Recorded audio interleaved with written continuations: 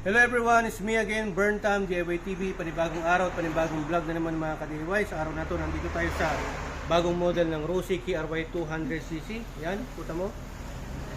Yo. At shoutout natin yung may-ari, Boss Ryan Sabangan. Ayan, concern ko na may-ari mga ka-DIY ay hindi po one click start yung itong KRY niya kasi mali ang tuno ng carburetor niya.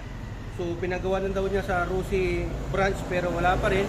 Nag-overflow kasi ito dati, ginawa na yung overflow pero yung sa may tono ng carburetor hindi pa nagawa. Ngayon, ang gagawin natin, itutono natin. Pero bago natin tuloy ang video, shoutout muna natin yung videographer natin, Analos Vlog, syempre. Ayan. Well mga ka-DIY, binaklas na rin natin itong ng baterya niya, yung mga flarings kasi tinignan ko na rin po yung filter niya. So ayan, bubuksan natin yung filter mga ka-DIY. Yan o, yung filter niya okay pa naman, malinis. Yan.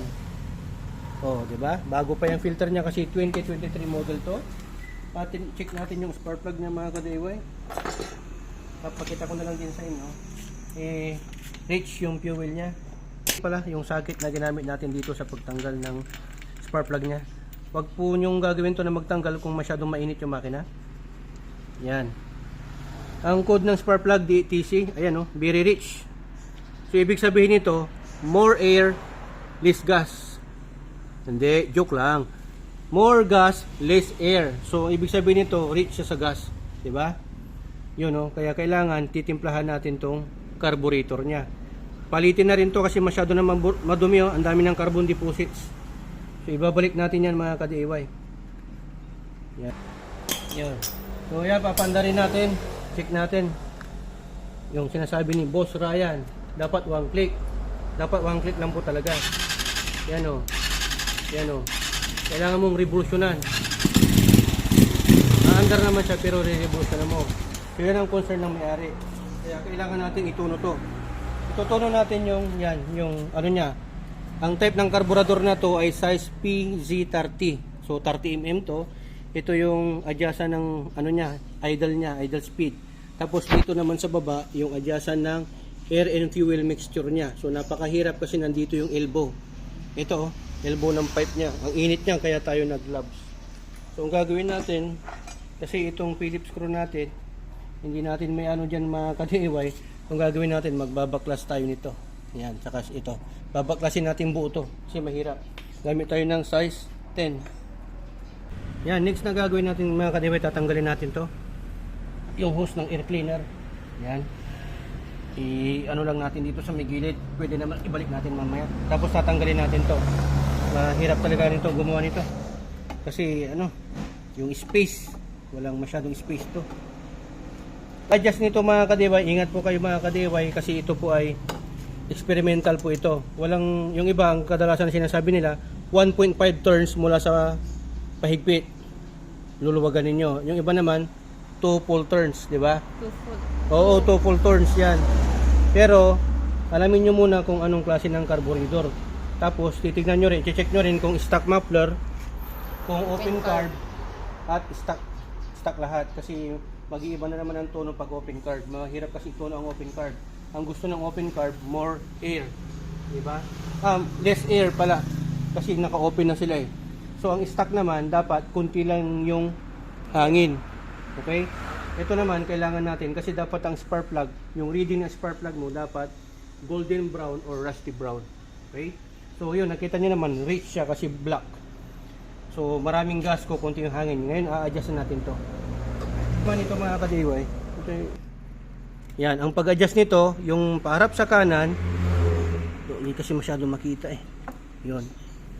Yung paharap sa kanan mga ka-DIY, yan po ang pahigpit. At yung paharap sa kaliwa, yan po yung paluwag. So pag niluluwagan mo, more air yun. Yung pag inihigpitan mo, more gas. Okay? So ang gagawin natin ay, ang bilang ho nito mga ka-DIY, na ibilang po natin kanina yung ikot niya, ay nasa 3 full turns at lahating turn. So ang gagawin natin ngayon mga ka-DIY ay, babawasan natin. Gagawin natin 1.5. Okay? 1.5. Gagawin muna natin ay isasarado natin. Sarado ko muna. Tapos magwa 1 full turn tayo, tapos isang half turn. So from this half na to, 'di ba? Bibilang tayo. Ito yung full turn niya. Yan. 1. Tapos another half. Okay, ganyan. Ayan, na-adjust na po natin. Final ano na to, experiment. Try and error. So yan, nilagay ko po sa 1 full turn. Pwede, kanina nasa 1.5. 1 full turn and half. Pero ngayon nasa 1 full turn. Pwede pa open carb, kaya dapat ano. Pag open carb kasi, dapat maluwag po talaga ito. Ngayon, may air cleaner siya, nakatakip yung carburetor niya, so dapat pahigpit. Okay? Para hindi ho ano, masyadong maraming gas. Pag maraming gas kasi, wala, hindi niya ma-burn, kaya mahirapan siya mag-andar. So, ayan, lalagay na natin, pumupuga. So ayan mga kadewa, inihigpitan na po natin at tatry natin yung 1 full turn kasi kanina 1.5, ngayon 1 full turn. Tinatanggal natin, ginagawa natin, tinatanggal muna natin yung carburetor at saka natin siya ina-adjustan yung air and fuel niya kasi masyadong masikip dito at saka mainit yung elbow. So yun, babalik na natin to. Tapag nyo muna sa car, tapos ito, hanapin na kasi dito tayo maghihigpit. So saka natin tapat ito. Yan. Yan, so okay na yan. Tapos, check natin kung ano, kung may hagok o pumupuga.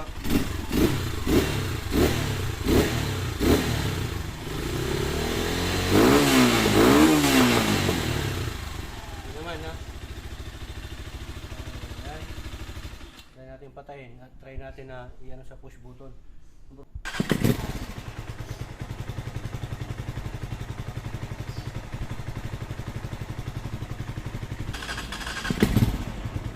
Uy, okay na. Yun, paandar na natin. Magaling sa push button pero kailangan pang magpalit ng ano to, spark plug. Okay, so ang pwede pa natin magawa dito, i-check natin yung karayom niya. Tatanggalin natin to dito sa may ano, yan yan, yung takip niya, nandyan, makikita niyo yung ano niya, yung karayom. May needle yan. Yan, binaklas mo natin tong ano niya, takip niya para makita natin yung piston at yung needle niya. Titignan natin, baka masyadong ano to, nasa baba. Dapat kasi nasa gitna lang to. Yan, pag tatanggal nito ganyan, ano mo yung spring. Tapos ano mo na yung spring mga ka-DIY. Ito lang mahirap dito yung mga ka-DIY, yung spring nya. Tututulak natin yan palabas. Yan. Yan, tulak natin tong needle para lumabas yung lock nya. Yan o. Yan.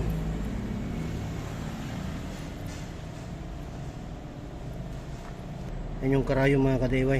Ilan ba yan? 5? Yung bilang niya, di ba? So ilagay lang natin sa pangatlo para ano, hindi siya reach. Yan, i-adjustan din natin to. Ito tatanggalin natin. Yan o, nasa pangalawa, di ba? Ang pagbibilang nito dito sa pinakaunahan, 1, 2, 3, 4, 5. So nasa pangalawa siya. So ito kasi pagka nasa taas, ito ho kasi mga ka-DIY, 5 gatla to. Pag itong clip na to nilalagay mo sa pinakababa, kunwari itong pang-apat, tataas to yung needle. So pag tataas yung needle, more ano yan, more gas kasi binubuksan mo na. Kumbaga naka-accelerate na siya. So pag nilalagay mo naman sa pinakataas, sasaraduhan naman niya yung butas. Okay? So ito, matipid na nga ito mga ka-DIY kasi nasa pangalawa eh. Pero pwede pa rin natin ilagay ito sa, lagay natin sa pangatlo para mas minimal siya, optimum. So yan, nasa pangatlo na siya. Ayan, okay na siya, nasa pangatlo na siya, standard. Ibig sabihin. Pabalik na ho natin mga ka-DIY. Yan. Yan, hulog mo lang yun, tapos ilalagay natin itong lock.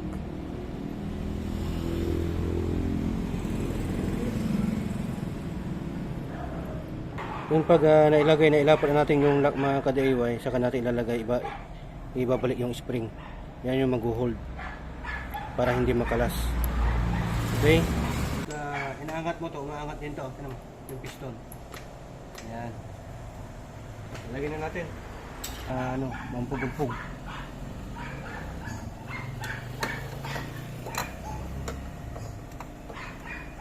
So yan yung butas na sinasabi ko mga ka-DIY. Oh. Yan, nandyan yung main jet na kung saan yun ang nagsasara at nagbubukas. Okay? So tatapat natin to. May guide din to. Ayan, itong ano na to, dito siya sa may banda rito. Tapos ito naman doon, ito para dito yan, ito. Yan yung stopper niya. Pag mali yung paglagay mo niyan, hindi magsasarado yan, kaya dapat ilalagay mo talaga maigi. So dapat babagsak yan. So yan, dapat itong piston na to babagsak hanggang doon sa baba, hindi yan dapat nakaibabaw. Para maisara mo. Kasi pag hindi sasara to, nakaano siya, aandar na kaagad mga ka-DIY. Baka malisgrasya ka. Yun, shoot na.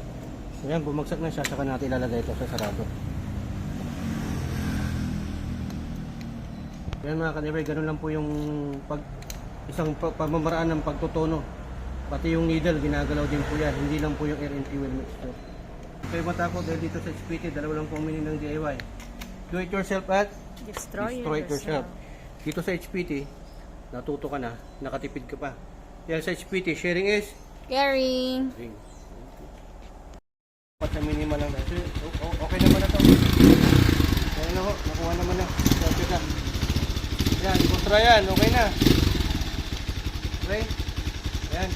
Hoping na may natutunan na naman kay DIY sa vlog content natin ngayon kung paano magtono ng karburador. Okay? Pag hindi natin makuha doon sa idle air niya, doon sa air and fuel mixture niya, dito sa may karayo. Pakita ko sa inyo. Mga ka-DIY, kung gusto nyo mag-check ng air cleaner nyo, air filter, ganito lang po, una muna tanggalin nyo yung battery. Natanggal yan, positive. Pag natanggal nyo na yung battery, siyempre, ito, lagayan ng battery, ang susunod na tatanggalin. Yung ma-check yung air cleaner ninyo, ito lang po mga ka-DIY. Itong tornilyo lang na to, hindi na buo. Ito kasi buo, yan o. Pwede rin buo, pwede rin ito lang. Pero pag gusto lang, ito lang talaga. Ano lang yan, 1, 3, 4, 5, 6, 7. Pag angat nyo yan, makikita nyo na yung filter.